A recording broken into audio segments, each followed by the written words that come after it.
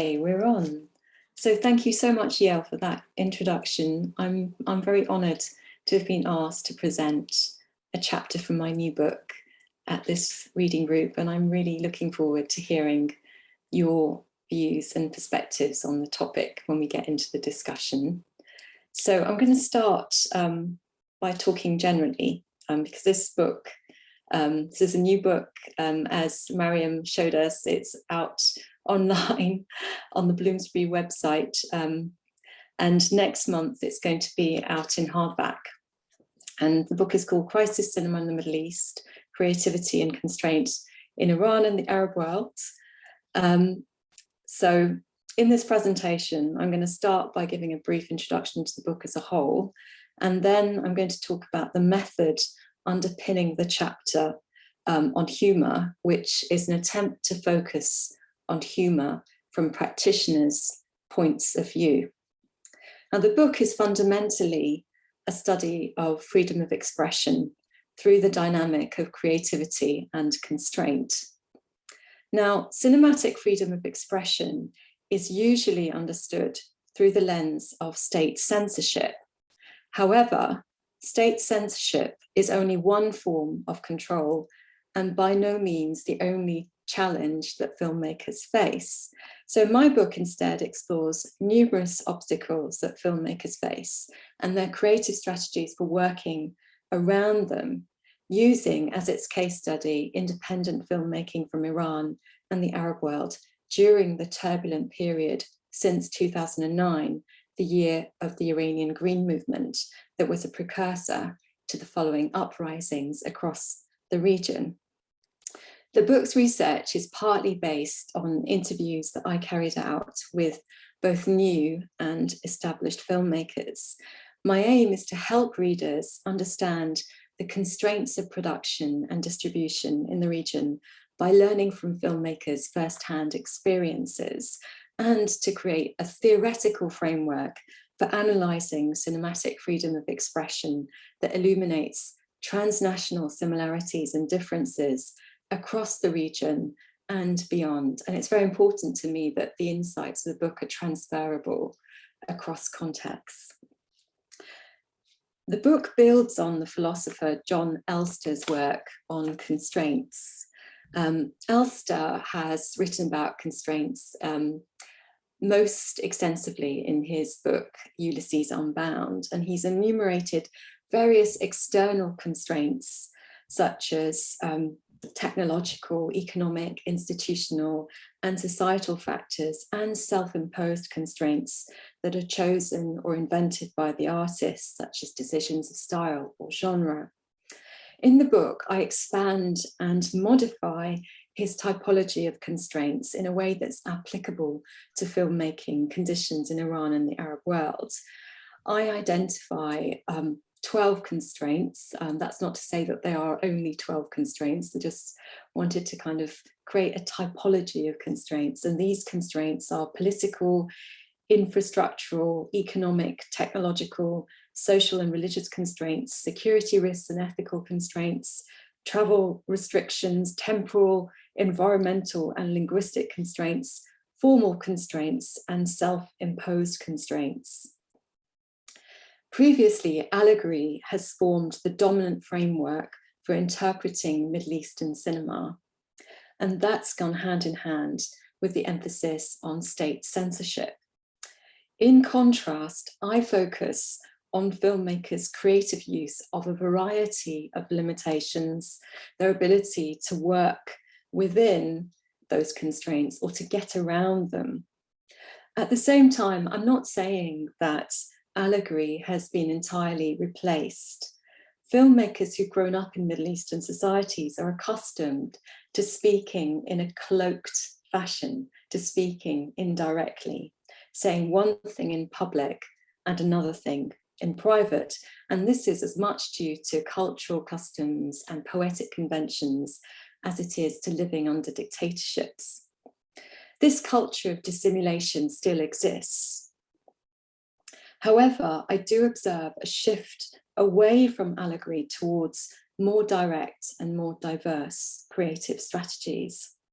In the book, I argue that these more direct creative strategies bear indexical traces of the circumstances under which the films were made, so that each film is a record of its working constraints. Therefore, as the constraints change, so do the creative strategies to get around them, as shown during the uprisings that, at least temporarily, broke the wall of fear that kept populations in states of dissimulation. While government crackdowns ushered in more repressive climates in many places, landing filmmakers in trouble and forcing great numbers to leave their countries, many of them became emboldened to tell their stories more directly, no longer considering allegory and poetic indirectness as obligatory, although their directness is dependent on the degree of risks to which they're exposed and the range of freedom of expression that they have in the context in which they're working. So contextualizing the constraints is really important to understanding the creative strategies being adopted. In such conditions, the very act of making films is a political gesture.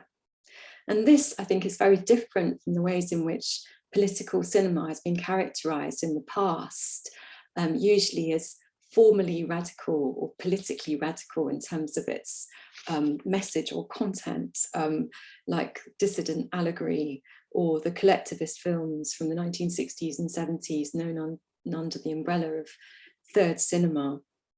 I'm arguing that constraint forms a large part of a work's meaning, which is located not merely in its story of resistance or its political message. I mean, the very fact that these films are made is political because they're working under all these challenges and constraints. I'm just going to share some slides. I want to use the slides throughout the talk, but here's the book cover. And here are my chapters. I have 9 chapters in the book, each focusing on a creative strategy that filmmakers have adopted in response to constraints. I'm not saying that these are all the strategies there are. They're not meant to be exhaustive, but they do indicate the many creative possibilities that are out there. The word strategy, however, may sound too deliberate. In some ways, the term tactic is better, and in the sense used by Michel de Certeau in his work on urban space to describe how people watch for opportunities in their path as they walk around the city, using the space differently from the way in which the urban planners intended that space to be used, so differently from how institutional powers intended. In fact, Michel de Certeau's idea of tactical play was inspired by an anthology whose title translates as The Book of Tricks, the Political Strategy of the Arabs. And I see this as having a parallel in my book, because you can see these chapters are named after the approaches, tactics, strategies. And in a way, this is a book of tricks. It's a book of ruses, means to get around the obstacles. In film studies, filmmakers' creativity has been debated under the rubric of auteur theory, which is often very abstract and, as Seymour Chapman says, quote, has less to do with the way movies are made than the way they are elucidated and evaluated, end quote. In this book, I adopt Meta Hiertz's notion of practitioner's agency, which is a more grounded approach that emphasizes how filmmakers' choices are shaped by constraints, but also how their choices transform those constraints into creative opportunities. In the book, I cover several different types of filmmakers who are each constrained in different ways that affect their creative approaches. So you have filmmakers who are based within the region, exiles who've left their country permanently, voluntarily or involuntarily, emigre and second generation filmmakers of dual nationality who travel to the region to make films, and filmmakers from the West who collaborate with filmmakers from the Middle East. Those who are mostly based abroad trade positions of relative safety for riskier ones when they work in the region. However, the constraints are generally larger for filmmakers based in the country. So in my analysis, I try to take account of the different life worlds and safety nets that the filmmakers have. And this obviously affects the creative strategies they adopt them and how they work with those creative strategies. Film scholarship tends to work with finished films. And I have to say, as a film scholar myself, this has tended to be my approach to analysing films up till now. The journey towards a film's creation, the difficulties that filmmakers must overcome, and their inventive tactics for doing so rarely receive attention as alternative sites of meaning. So as film scholars, we often look at films from in front, the finished film, but film practitioners, as I saw with my interviews with them, they tend to see the film from behind.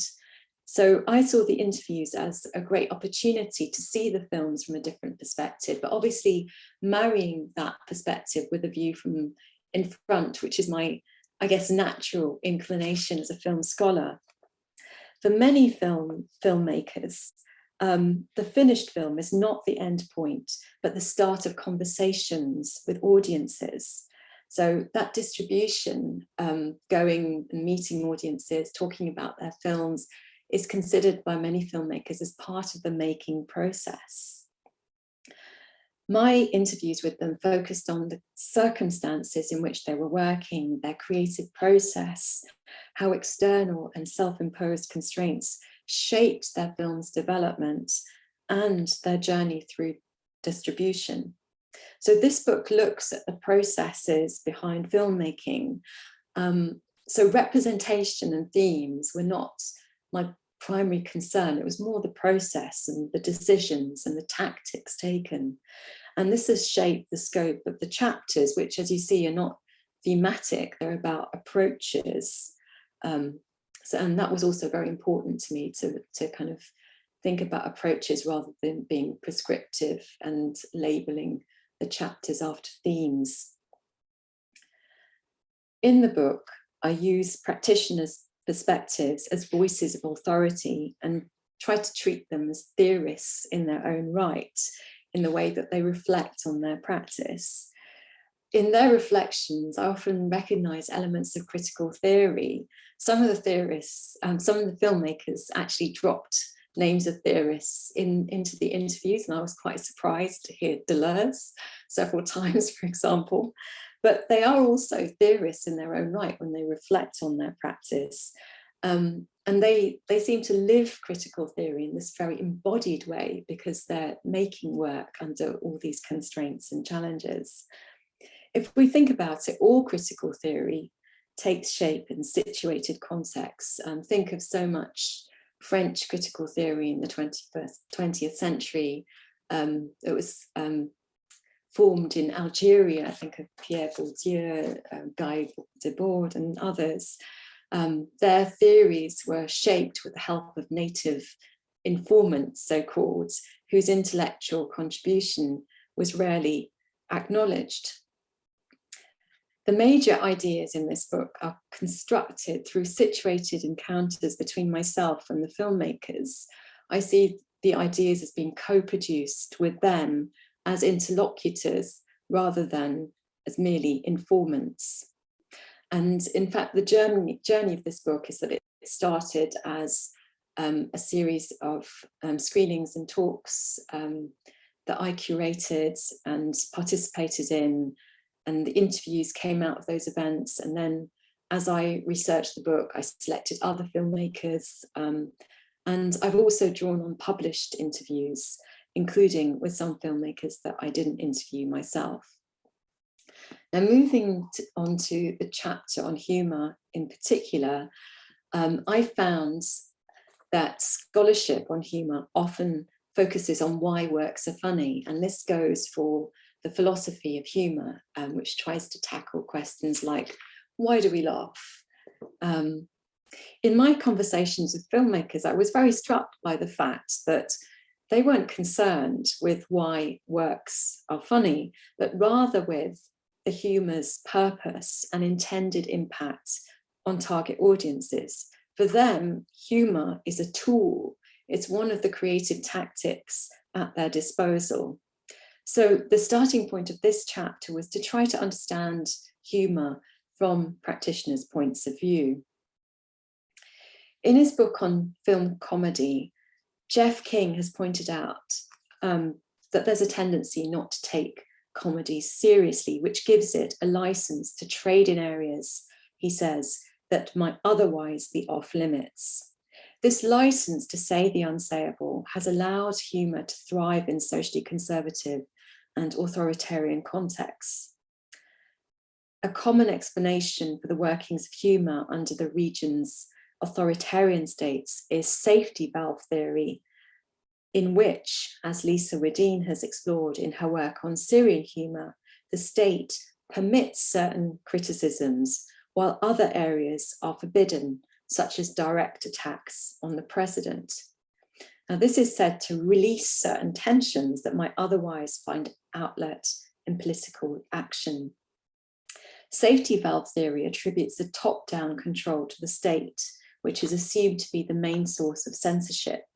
However, censorship doesn't just come from the government, but from other sources, including religious authorities and civil society. As emphasized throughout this chapter, humour is used to work around multiple constraints. My chapter shows that filmmakers often carefully calculate the effects of their humour through their tactical use of comic modes that are carefully matched to their purposes and to the extent of free expression in the context in which they work. So these comic modes could be seen as a kind of spectrum, as I have on this slide. And this approach, I believe, shifts the focus from state censorship to filmmakers' agency and chosen creative forms from this palette. And obviously they're working within the constraints, so they choose the modes according to the constraints that they're working in. This spectrum of comic modes acts as an index of the range of free expression enjoyed by the filmmakers, from the directness of satire at one end through to the relatively subtle surrealist humour in the middle of this spectrum, to the indirectness of deadpan humour and irony at the other end of the spectrum. Satire is the most politically explicit comic mode, since it mocks powerful figures and institutions, which usually makes it highly risky. However, during the Arab uprisings, when the fear and isolation of years of dissimulation were at least temporarily broken, dissent was openly expressed in satire, like in the online puppet show Top Goon, Diaries of a Little Dictator, in which the main character is Bishu, who is a diminutive Bashar al-Assad with his pointed ears and nose and squeaky voice, and often wearing pajamas. So obviously this is puncturing the spectacle of power with the Syrian regime and the president.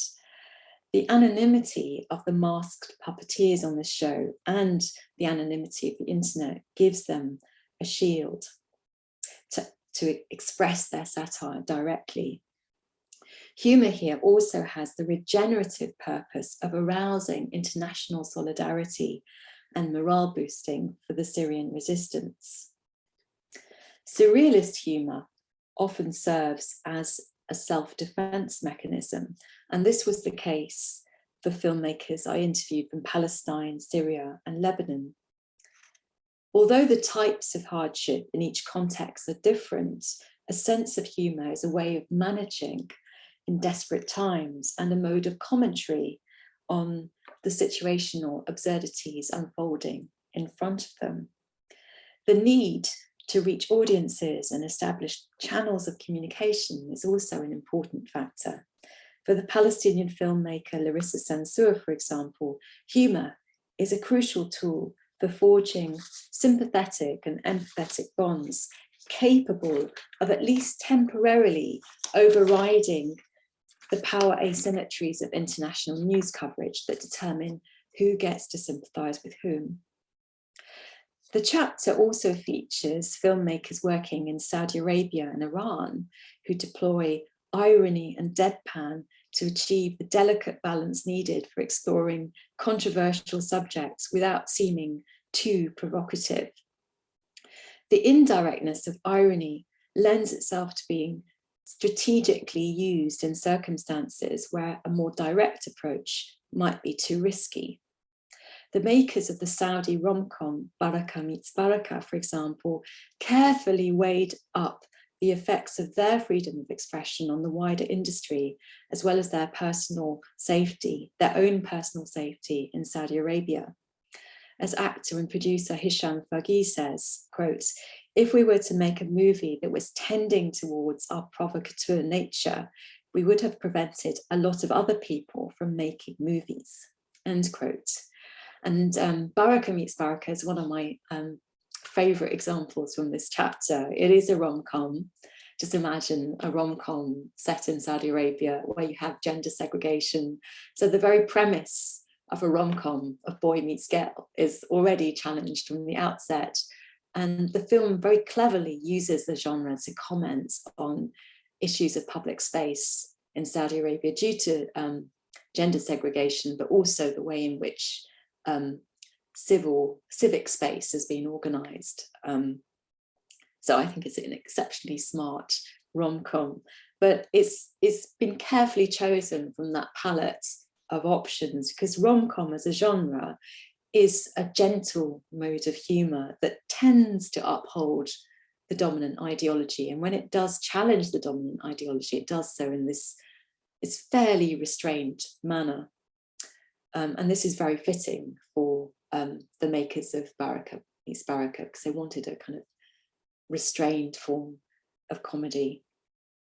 The importance of audience targeting to humour creation was something that came out very strongly in my conversations with filmmakers, including the use of different layers of the film to appeal to different audiences' senses of humour. In Baraka Meets Baraka, the jokes and punchlines were written with the Saudi audience in mind and then tailored to the international audience through English subtitles, which Hisham Faghi, the actor, one of the main actors in the film, and the producer wrote himself.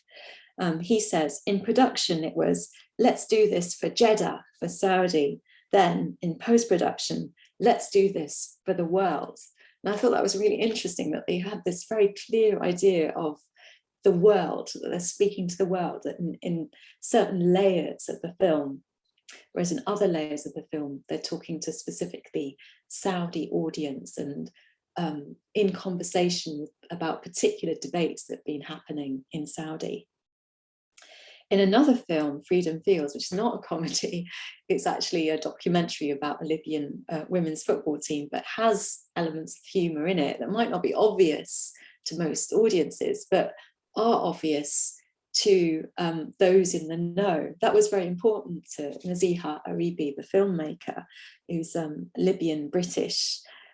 She strategically preserved different layers of meaning at the editing stage in order to be able to show her film in Libya and overcome age-related barriers of disapproval, social disapproval in the Libyan audience. So the idea is that some of this humour goes above the heads of certain sections of the audience, and that makes it possible to screen the film in Libya. However, filmmakers also encounter barriers to their use of humour because it goes against expectations of films from the region, which are stereotypically, of course, associated with crisis and misery. As Elia Suleiman told me, he faced a lot of rejections from producers for his first feature film, mainly because of its narrative structure and humour. And there's a commentary about this in his most recent feature film, It Must Be Heaven. In many of his films, Elia Silverman plays a version of himself like this in this still here. And there's a scene in this film where he's in a production office trying to present his script, and he's unceremoniously thrown out of the production office. And he said this is the type of scenario that happened to him when he was starting out making feature films. As he remarks, with producers at that time, he said, there was no way that Palestinians laugh. They only cry, they get beaten, they get tortured, they get arrested. So they are victims. Now he has 4 feature films behind him. So he's a very established filmmaker at a stage in his career when he no longer encounters this particular hurdle, but it is something that's still being encountered by younger filmmakers, such as a younger Palestinian filmmaker, Basil Khalil, who encountered the same problem with the gatekeepers of film funds and festivals, who dictated to him what was acceptable to be a Palestinian story.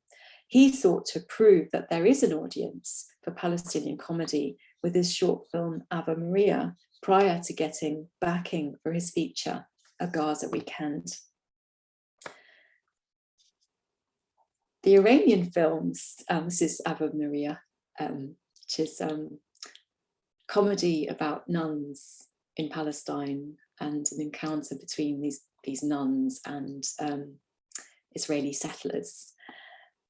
Moving on to Iranian comedy. Now, the Iranian cinema that's exported abroad is frequently represented by the likes of Abbas Kiarostami and Asghar Farhadi, and they're not really known for their humour because their films are pretty serious, have a kind of tragic, melancholy tone to them. And that has shaped how Iranian films are perceived internationally, which makes Iranian comedy seem like an unusual proposition, even though it's the most popular genre in Iran, as it is in most places around the world. Tehran City of Love is directed by Ali Jabbar Ansari, who lives in Britain but makes films in Iran. And interestingly for me, his constraints, his experience of perception of constraints is stronger than some of the other filmmakers that I interviewed who actually work within Iran. But he was very kind of very aware of those constraints, and he wanted to experiment with a form of deadpan humor. That was a choice that emerged from his own enjoyment of that genre, but also because he wanted to see because of the censorship in Iran, he wanted to see what he could do within those constraints. What could he say with all these constraints? Can he say what he wanted to say with those constraints? Now, deadpan is a comedy of understatement where you have actors who remain tactically poker-faced and don't exude the usual dramatic exuberance with their gestures and vocal expressions. As Michael Lawrence says of the Finnish director Aki Kaurismäki's films, deadpan performance presents a mask that obscures the emotions we assume to be there. It renders those emotions oblique or ambiguous and prevents them from being quickly or easily legible. For example, in Tehran City of Love, you have the story of Mina. It's one of the 3 main stories in the film. And this story forms a humorous commentary on the dislocations of modern dating in Iran, where the cafe is one of the few places where men and women, unmarried men and women, can meet. And Mina uses the cafe to lure men by impersonating a woman with model looks with her Telegram app. She arranges dates and then stands them up. And finally, she meets someone, Reza, a man who appears to like her for what she is rather than what she's pretending to be. However, her newfound happiness is fleeting, as it turns out he's married. After he gives her this news, as if to compensate, he sends her this gigantic teddy bear by courier. And we have these scenes where she's hoisting this huge teddy bear on her back and trying to get a taxi, crossing the road, and finally ending up at this bus stop. In post-revolutionary Iranian cinema, we often have, like in the 90s, the use of children as proxies to express desire between men and women. You think of films like The Blue Veiled by Rakshan Bani Etemed, for example. There's a scene that encapsulates this use of the child. Now, in this film, it's obviously post all that, and it's much more ironic.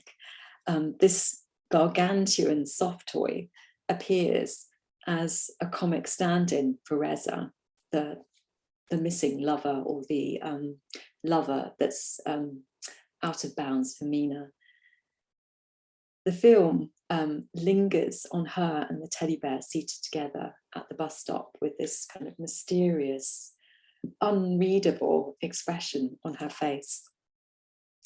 Dead man humour is largely expressed through performance, but it's also through the camera work and editing that we get these levels of discrepant awareness being communicated or working like between the audience, because the audience knows more, has a higher level of awareness than the characters in the film, who lack self-knowledge about their desires.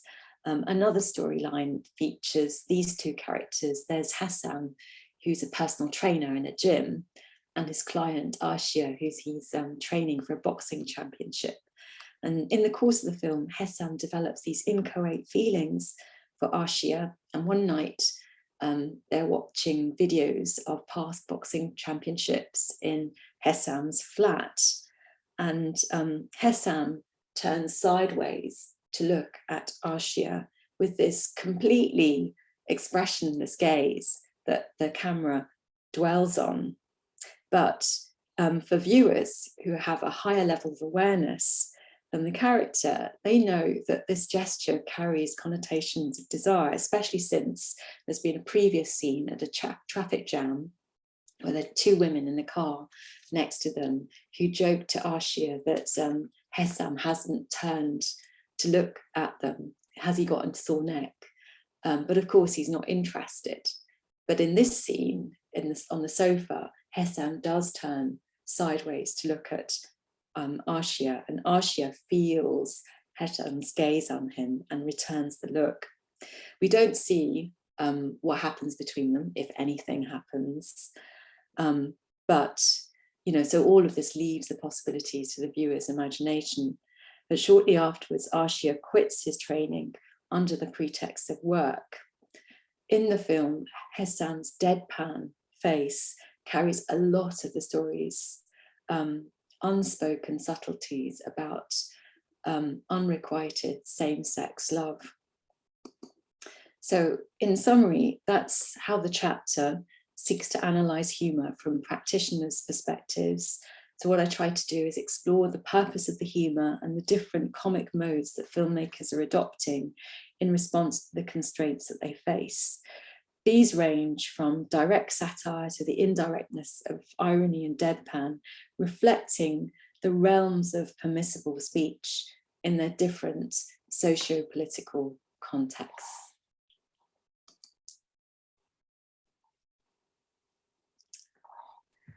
Thank you, Chaudhuri. That was fascinating. So shall we open it up for question, comments, thoughts, ideas? I could listen to you forever. It's just wonderful. But I'd like to just ask a little bit more about your favorite, Baraka meets Baraka.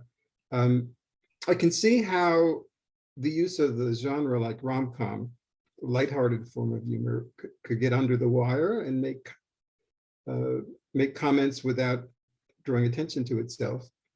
But what interests me more is the way this genre, which is international, can appeal to audiences outside of Saudi Arabia. So when when you quote when you quote him as this, do it for the world. Mhm, I would love some more examples of the film, what actually happens in the film. mhm. Is it repurposed only with the use of subtitles, or is there some other way that? I think it's present in many elements. So, for example, cross-dressing.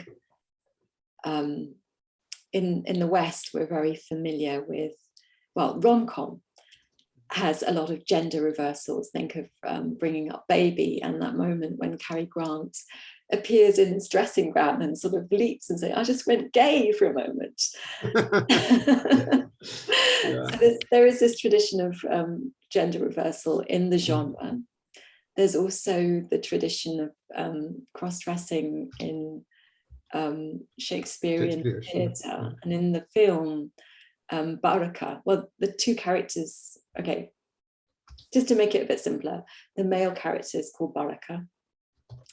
We find out that Bibi, the woman, is also called Baraka, but let's just keep it simple for the moment.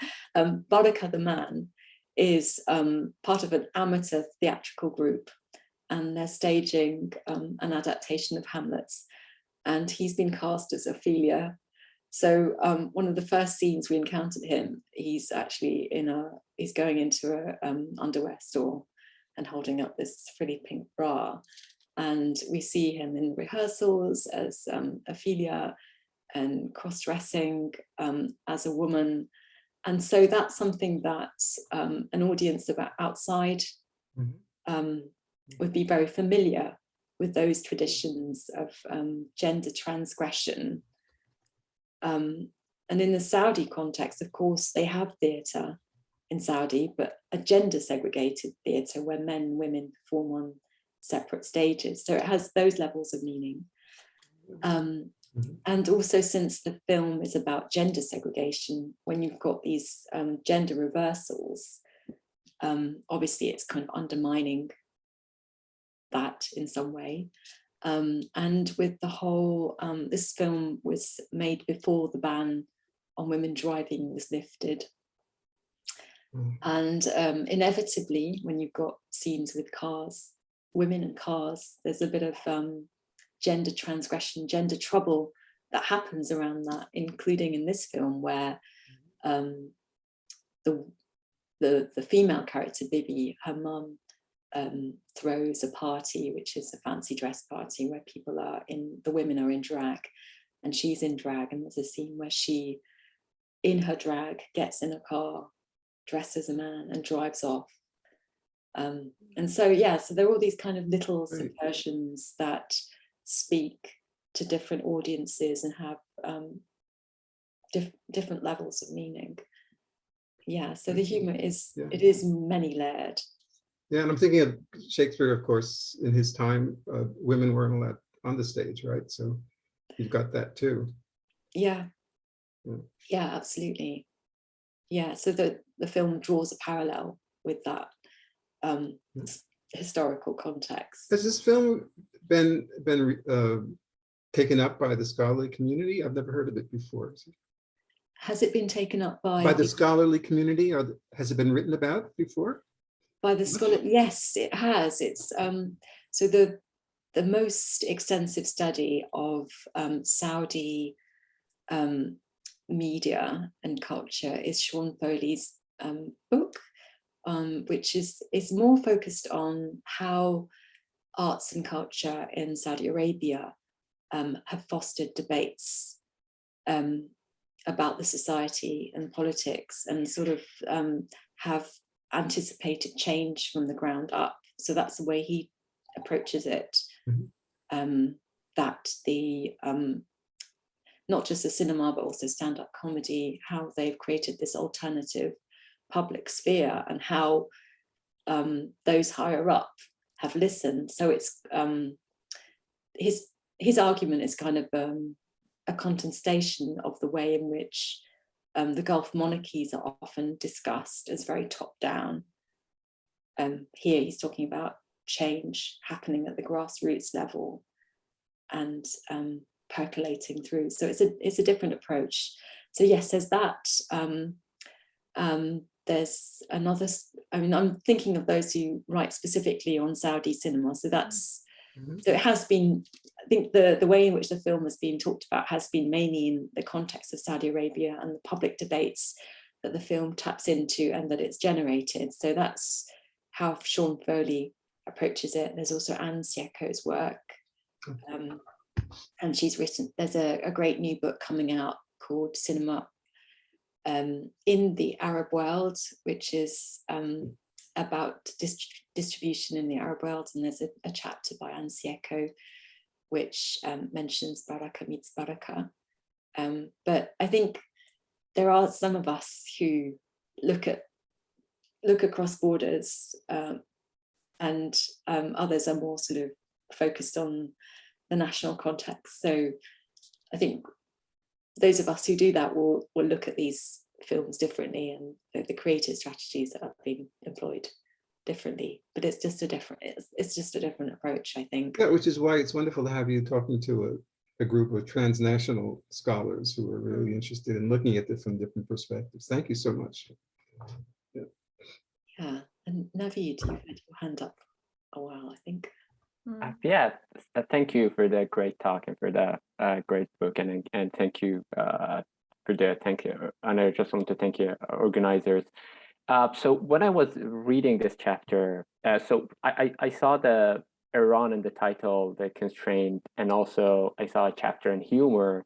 And then before reading it, I was thinking, okay, I'm going to see some particular Iranian filmmakers who are famous for their humor. And I was thinking of Mehran Modiri or Attaran or Rambo Javan and some other. Then these were like the three famous people. And then interestingly, when I was reading, I didn't see these. And I saw a filmmaker, which I only have seen one film, Jaber Ansari, which you talk about it. So my question was more about what was the process of selecting the films, because now that you explained your process of writing the book, I figured out that maybe the reason, because you want to study these films through you want to bring in the experience of the practitioners and the filmmakers. So we're thinking maybe accessing these famous big name Iranian filmmakers, some of them support Islamic Revolution. And there are always questions in mind that how they make these critical films while they still live in Iran. I was thinking maybe the question of access is here. So I was just curious to see what was the process of selecting the film. Yeah, access was a real issue, actually. Yeah, and at the beginning, I wasn't quite sure how I would access filmmakers who were working in Iran and whether it would be, ethically, security-wise, problematic for them to be talking to me. And yeah, in the end, the book is also an index of my journeys, like who I've met, who I know through the people I've met. And so it's not like a comprehensive study in that sense. It's more sort of a record of my encounters. It's also a record of my constraints, of who I had access to, but I still wanted to maximize the interviews, the material that I had, to sort of see what kind of argument I could produce from that material. So yeah, so in terms of the humor chapter, I've got Mani Hagigi's film Pig. It's actually not my favorite film of his, but it fits in terms of strategies of humor, and I put that in the black humor, surrealist humor, as he's someone who works within Iran and works fairly smoothly, actually, and Pig is much more in terms of the political red lines that it crosses is much more daring than Tehran City of Love, which is made by a filmmaker that has his foot in both camps, lives in Britain, so has the security living in Britain, although he makes his films in Iran. But Mani Hagigi is someone who makes a film like Pig, which is referencing the chain murders, but doesn't do it directly. I mean, he sees that as being why that film was passed in a day, censorship-wise. But I thought what was most interesting in what he said to me was that it was for him, the freedom of expression, the constraints on freedom of expression didn't come so much from the government, but from the people who were taking on the role of the state in, for example, condemning an actress who had some, had been in trouble with the authorities, but the people were willing to take that further, and that's something that is that sort of thing that he's looking at in Pig. Yeah, so obviously it's the coverage of the book is uneven, but it's not that kind of book. It's much more, I guess, anecdotal and experiential, and it was about going into the kind of the detail of those interviews. I guess when I approach research, I always think about, I mean, the others might know about this more, but Claude Lévi-Strauss's example of, you can study a village by going overhead and trying to map it, or you can go into the huts and talk to the people. And for me, it was like trying to, because I'm not from that region myself, it was the interviews were a way of informing my perspective and learning from the filmmakers about their constraints and being challenged as well. I mean, I found the interviews with filmmakers massively challenging. And they're very situated encounters. In interviews themselves, they're co-produced. That is not like you just pressing record and it's the material. It's the questions you ask, the interactions that you have, the way in which you relate to each other as people, all shapes the content that's produced. But yes, I would be interested to hear like how, obviously if you were tackling this, you would do it very differently. Thank you. Can I go? I very interesting discussions and very beautifully setting this chapter within the broader perspective of the whole book. Something that I really appreciate, and I think I really encourage everybody who's in our SIG is interested in transnational cinema to go beyond this chapter and read the whole book, because something that I would love to do in my own work, which I think Chaudhuri you've managed to do this, is that you genuinely cross borders so seamlessly. The fact that you have that example, the Cary Grant example, and then you move without an issue to another country and bring and compare and evaluate them together and bring them together. It's what I would dream all film scholars could do, and not just, it's not about putting one on a higher pedestal and compare the other one against. It's really bringing them and letting the films themselves have a conversation with one another. And it's not just on a flat level of certain time. You actually go beyond in history as well, and you bring that and let that weave together. And I think that's what's one of the kind of highlights for me. And reading this chapter last night, although I was like very tired, I just wanted to kind of definitely be ready for today. But it's so engaging, and it really takes you on that journey with those films that, yes, it wouldn't help if you've seen it. And I'm very grateful of the actual the event that you organized at the Mosaic Rooms, because, for example, Ave Maria and Tehran City of Love, those were the only occasion that I managed to see those two films, for example. And it really helps to have seen them, to allow then the other films I had seen that you were bringing them examples together. So I think there's a level that if you have that, if you have seen it, but you might have been watching them in a different perspective from a different angle, the same way like Navid was saying that maybe he would come to it from a different angle, and then you allowing us to see it from your perspective. It's very I don't know, very helpful to actually break those boundaries.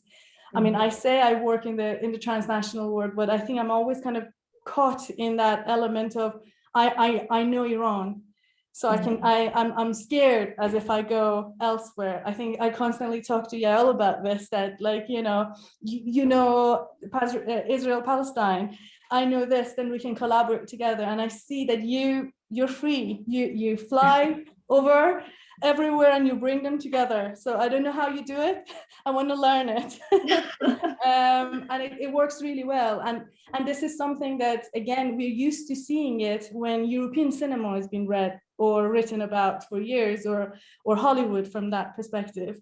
And it's so refreshing to see that you manage to bring Iran and the Arab world in and put them next to everything. Like, I mean, that whole comparison with Kurosmaki, I love that whole section, and bringing those together. Yeah, I just wanted to say thank you. Sorry, I don't have a really question. I just wanted to say you've done it brilliantly. Yeah, but is there a sort of problem here, like as Navid was pointing out, to have I don't think so. So you kind of, it's obviously a partial perspective, because when you're a comparatist like me, you don't have that. Like I'm not in the hut, like, and but at the same time, I can only talk to the people in the huts, and I can only select certain huts. Yeah, and I have to say, if it helps at all, as another person who studies Iran, if I wanted to write about humor, I wouldn't have selected any of the film's directors he mentioned, because to me, those are the populist directors in Iran. And I would only bring them in the conversation if I were to write about popular cinema in Iran. And I don't necessarily think the films you're looking at, generally speaking, are not necessarily the popular films. Oh, no, yeah, that's right, actually. It's independent filmmaking. So exactly. So that's also, one thing. In terms of who I could choose from Iran, filmmakers who are independent.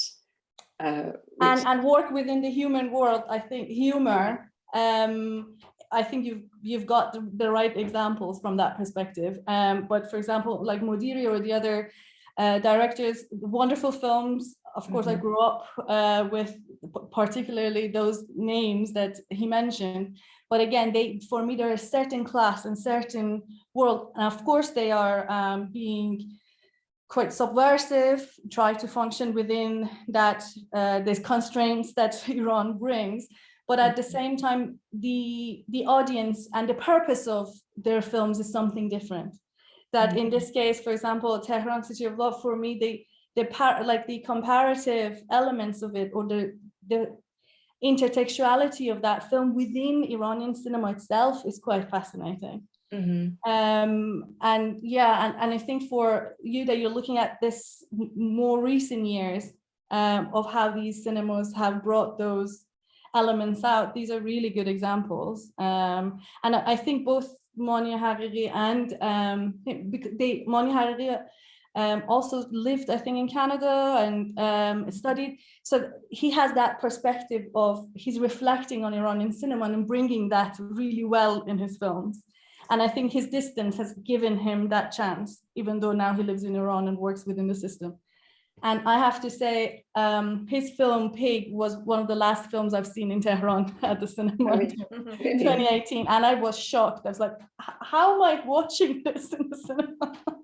Like, why is this given permission? But you're right. Yeah, he didn't face any issues. I'm glad, though. I'm not saying promoting he should have. Yeah. Yes, and I mean, definitely. And you have filmmakers who themselves are, even if they live and work in one context, exposed to a variety of films that their work might be in conversation with.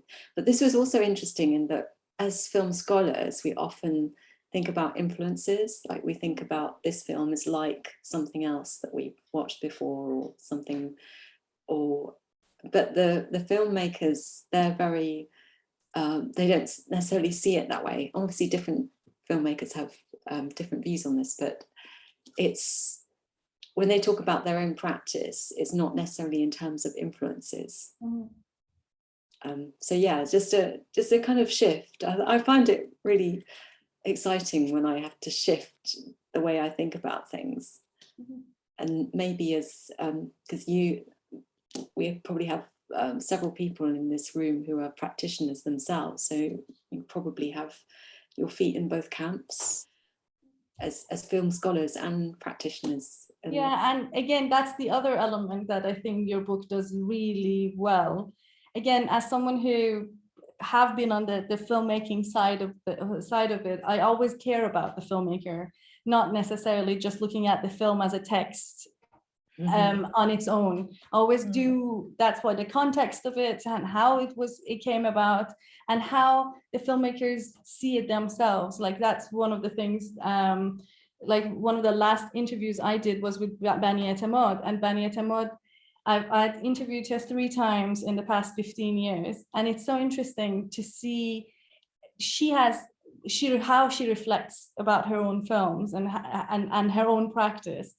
And what you do really successfully here, as you very beautifully put it as well, is that you're actually looking at the filmmakers not as artists that they're telling me that's what they've done, but whether I read it that way or not, which tends to be most of the film scholars do, the way interviews are used in their text. But genuinely, you've brought in their conversations, their views as theorists and like practice researchers themselves. At how, because again, the element that you mentioned in your introduction about how this book is not organized thematic, while these are identified constraints that different filmmakers from across the region are basically working around that, and how are they overcoming it or turning it or making it less of an issue for them. And therefore their films and their views and their approaches is their practice. It's their research that they've done to get the final result. And I think that's another very successful element of your book, that you bring them and the way you value their views in order to kind of guide you as a film scholar to bring the overall argument together. It's beautiful. Yeah. Will has a question. Yes, I'll stop. If nobody else who hasn't spoken has had a chance. I'll speak later. You go ahead, Will. Okay, just yeah, I agree with Miriam. I love the fluidity of your approach, because transnationalism is all about flows. But I have a question about theory. One of the things you said that piqued my interest is that filmmakers have theories. From a practitioner's point of view, it's more about not the why we laugh, but what are the uses of laughter. And I tried at one time to find out if there were any theories in the Middle East about humor, similar to the way Western scholars talk about superiority theory and relief theory and incongruity theory and play theory. The closest I found in your book is this tanafas. Is that how you say it? Tanafas, yeah. Tanafas has to do with breathing, like a breath of relief. Yes, breathing. Yeah, so I'd be interested in knowing if there are any other, a little bit more about that, but if there are any other sort of theoretical views among Arab scholars and practitioners that you could point to. Are there views about humor? About theories of humor. Theories of humor, yes. Like in India, there's a rasa theory, rasa theory. Just the way that yeah, different ways of looking at humor that are differ from the way we in the West are used to. Yes. I didn't explore that in my book. I didn't explore Arab theories of humor or Iranian theories of humor. I could have done. I think I was more interested in the filmmakers as theorists and what they were saying about their use of humor. So I think the shift that I had was actually with on the topic of humor was talking to Skandar Kopti, who's a Palestinian filmmaker, about his film Truth. And this was actually when I was teaching at NYU Abu Dhabi, and I taught a course called Creative Crisis and Creativity there. And this was before the book, and this is one of the things that developed into the book. So I had curated a series at the Mosaic Rooms, then taught this course at NYU Abu Dhabi, then curated more events, and then it turned into the book. And Skandar Kopti was at NYU Abu Dhabi, and I asked him to give a guest presentation on his work. And he chose a couple of films that I just watched, and I was like, this isn't funny. Nobody understood Truth, really. Nobody understand Truth. It was a True. Yeah. Truth was one of them. Yeah. And for him, that wasn't the issue. It wasn't about is this funny? It was a tactic for him to have the way that he had constructed that film was to have these two guys, Palestinian guys, who were quite cool and sort of bantering, and it was targeted at the Israeli audience. It was to take them on a ride. So it was very carefully calculated use of humor at a particular, aimed at a particular as a tactic. As a tactic, As a yes. tactic. I mean, you've read Morial's book. Yes, yeah. A lot of people talk about humor as a way of thinking. Mm-hmm. I wonder if it's, instead of a direct approach, you sort of do a roundabout. And there's a lot of deadpan. There's a lot of going around things in the films that you've talked about. So is that more of what you mean by practitioners theory? Yeah, and it's also not about laughing.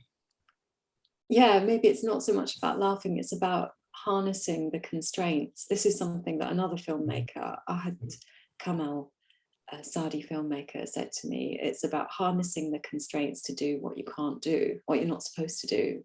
So it's really it's this turning the constraints into opportunities, like making the constraints into assets. And obviously there are harmful constraints that you can do very little about, but then there are these constraints that you can work within, that are productive constraints. And yes, so I was interested in that. I mean, sometimes the filmmakers weren't consciously thinking about their work in that way, but some of them were. And certainly this is also why the interviews are co-constructed, because they then adopt my vocabulary to talk about their films. And there seems to be a way in which constraints and conventions, the conventions of genres, are similar, because when you're making a genre film, you're also working with constraints. Yes, that are chosen unless that genre's been determined by the studio or the company. Yeah. It's often the filmmaker's choice to work within a genre, and then it becomes chosen constraint. Can I just say something about I mean, I second everything that was said about the book, Chaudhuri. It's a pleasure to read, not least because of the way your tone sort of tie all that together. And I love that idea of the interviewer as an interlocutor. But I want to say something about the way I see some of what the function of those of humor because I think it's a better term than comedy in that respect. In Palestinian cinema, at least, and in some of Israeli cinema, and certainly around you say that in a chapter as well. It's not just Black humor is not just a way of coping with situations. It's a form of resistance, and it's extremely political. And in the Palestinian case, I think it had a political impact as well. I mean, from Elias Liman's sort of image of the Israeli occupation as an automaton, which has been repeated in a lot of films, through some of that mockery that we find in Truth, which is really very, it's not just, I don't know if that film can travel very well. I've never managed to get anybody to actually understand what it is, but it's so Jaffa. That's what it is. It's about that. And it speaks to the Israelis through some of the comedies that were made inside Israel that are doing that. And it helped to change some of the term of the conversation, the political conversation about how we view the Israeli occupation or the machine. That sort of belittling and mocking has helped to change some of the, at least among some international audiences in milieus that are obviously a bit more, au fait with the issues, committed to the Palestinian cause perhaps, and the rest of it. So I don't want to big it up as much, but it certainly had it's something that runs through Palestinian cinema in way that's that I think is a political strategy. So the humor is a political tactical strategy or whatever as well, but it's I thought it had, at least in that case, very much of an influence, partly because it's speaking to Israeli audiences, international audiences. It's a form of exposing something about the machinery of the occupation that it doesn't exist, not in news reports, as you were saying in your book, but also in a lot of the other political discourse around the conflict. So I think it's but I think you bring it up in the chapter. And Navid, you've sorry as well. Maybe. Yeah, if we have time, because I had much question, but then the discussion brought another question, particularly the screenshot that you shared from the City of Love, Tehran, the City of Love. And in relation to what you mentioned, that your approach is not necessarily about the philosophy of humor, then why we laugh, but from the practitioner's point of view of what to do to make people laugh. So I was thinking, obviously, we see some part of the interviews that you have in the book, but obviously you did more than that, and you did not include some of them. So I was thinking, the question that comes to my mind is that when the filmmakers, they decide on what to include, what kind of humor they include, they take the audience in mind, and so who their target audience is, right? The example that you mentioned, that some film would be that the whole idea of humor is very culturally bound, and something that would be funny for example, Saudi audience may not be funny for the world, or whatever that means, right? And so I was thinking that even in that particular, when we say Saudi audience, right, even that is, it has different layers, right? That there are something that the conservative, for example, if we want to be very broad and divide it into progressive and conservative audience, right? There are some humors, some jokes that conservative audience would laugh, but the progressive won't, right? For example, in this case of the Tehran, the city, the jokes on online dating, the jokes on modern dating, or the jokes on this feminist power that is given to the character that sets up this event, right? Sets up the rendezvous in the cafe, but she does not show up, right? So all these jokes, these are like progressive, these are targeted for the progressive audience, right? But in the meanwhile, in this screenshot that you shared, there was a joke which may or may not be deliberate, but it was targeted for more conservative and to some extent sexist audience. And that was framing it in a shot that we have that if you park your car here, it will be towed. On top of that big bear, right? That big teddy bear, and also a character who is like obese, right? To some extent, right? Mm-hmm. So this joke is targeted for sexist and more conservative audience, right? Mm-hmm. So I was thinking that if in your interviews that was a case for if filmmakers and practitioners had these in mind to address different layers of the society that they're targeting. And also, if you had similar examples in other cinemas that under films that you included. Mm-hmm. So the question is where. So you have different types of humor within a film, and yes, targeted for different layers of the society, right? Sections of the audience. Yeah. Yes, definitely, and that's so in terms of, for example, sexuality, same-sex desire, that there are jokes that go over the heads of certain audiences, and yeah, and the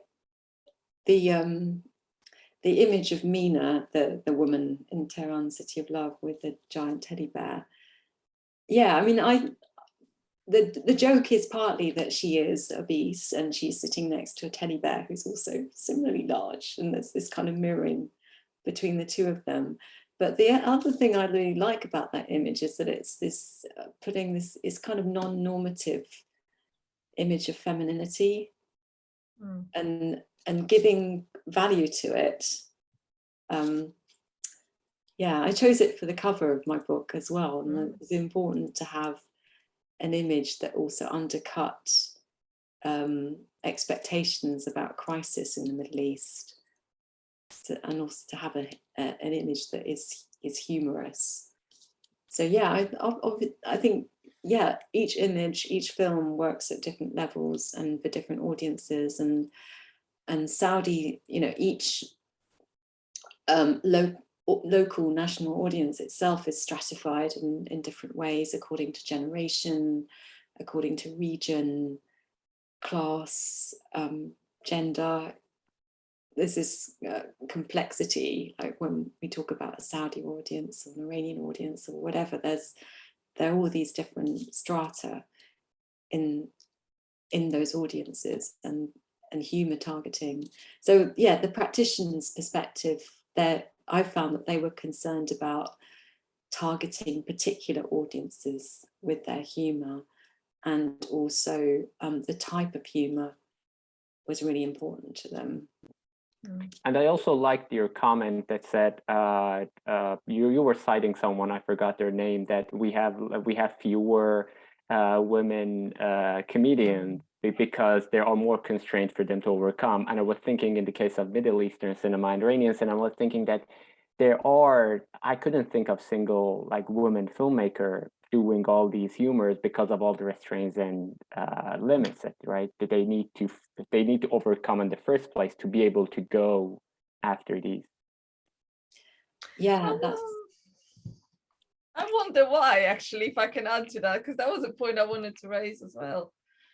Because I haven't seen the whole sort of Ricky Gervais thing, but one of the new comedy that he's stand-up comedy on Netflix, but one of the things that he says, that he was taken up for is that he makes a big joke about there's no women comedians because women are not funny. There's the whole so it's a wider, I think, issue than just in the Middle East. And yeah, I was wondering about that in terms of the constraints in relation to humor specifically.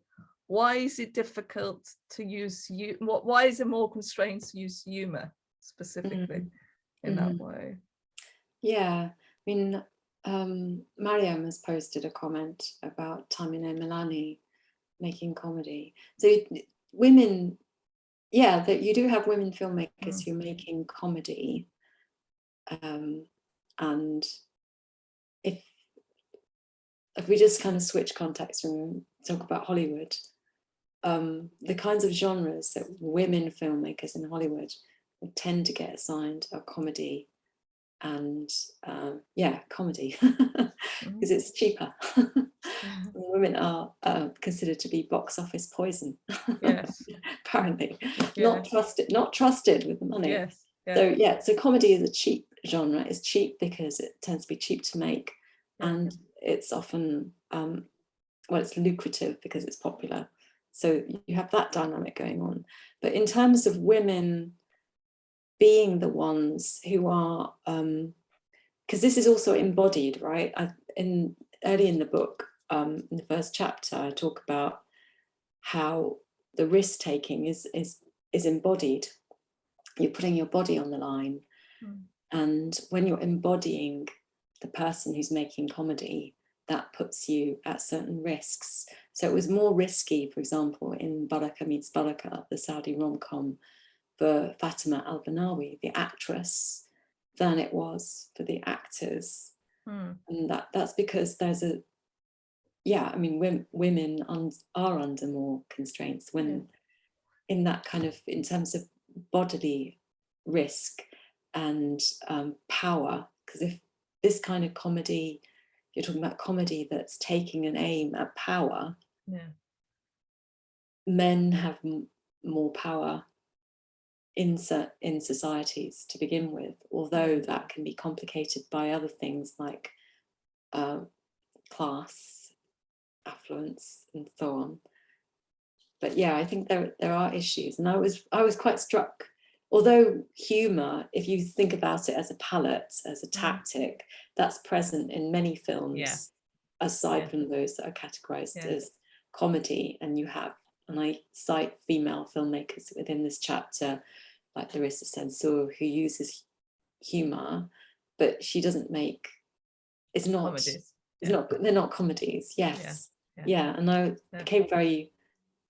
As I was writing the book, because I was so confident up to that point that I was like having chapters where I had a good proportion of female and male filmmakers, in each chapter. And then it was like, oh, actually, this one, it hasn't worked that way. Why is that? Yeah. And is it something about risk-taking, security? Baraka Meets Baraka is a film that's about women's rights in some ways, women driving, sort of anticipating that. And it's been, even though it was made independently, it was sent in as the official entry for the Oscars. And then, you got the royal family sort of echoing the sentiments in the film. But at the same time, you've got that's all happening. You've got female activists in prison, and it's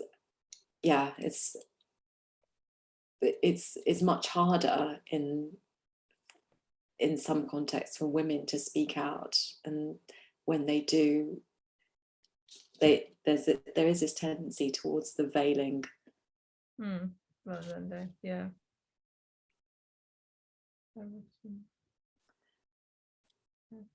All right, well, we're coming to an end. Thank you for Mariam, do you want to say something about her? I just put the PDF in the chat for we are having Professor Chaudhuri with us again on the 7th of July, and it's a keynote on the entirety of her book, but it's at noon UK time, so I guess it would be very early morning for the East Coasters. But yeah, please do join us there. It's her keynote, and then we take a short break. There will be a Q&A and then a short break, and then we'll have a roundtable that we're bringing industry stakeholders and academics together to talk about challenges of and opportunities in distributing and bringing films from the Middle East to the UK. And please, if you will feel like it, please share it with your. We'll send you the invite, Will, and if you can share it, it would be great, and it will be recorded. Oh, great! Wonderful. Yeah, so Thank you. So we'll be happily sharing that as well. Yeah, I mean, the invite, this, that is the invite. If you, I don't know, unless you want to send a different email, but it has all the link and everything in it. Oh, you sent it on the chat. Okay, yes. So Oh yeah, yeah, great. it's on the chat. Yeah. Because it has, I've created an Eventbrite for it. And once people, it's a free Eventbrite, people sign up, they'll get the Zoom link. And we're using the same link for both parts of the event. Thank you so much. Thank you. Chaudhuri, thank you so much for that brilliant talk. Oh, thank you for inviting me. Yes, Yeah. around. Thank you. And we always have I always think we don't have it, you know, I would like to have more people on this, and it's always I think it's in the UK context, it's a bit challenging on a time Friday. slot of Friday 5 o'clock in the afternoon. So Yeah. Navid, I don't know if you based in the UK or the US or anywhere else. I'm in the US, so it's like it's noon in here. Yeah. It's Yeah, like I could 1:30. hear the American twang there. I've already had several requests for the recording link, so there are people who are interested. They just couldn't make it. I know. Yeah, we had some interest. Yeah, Great. and so we are, and we're due to have a meeting that perhaps discussing the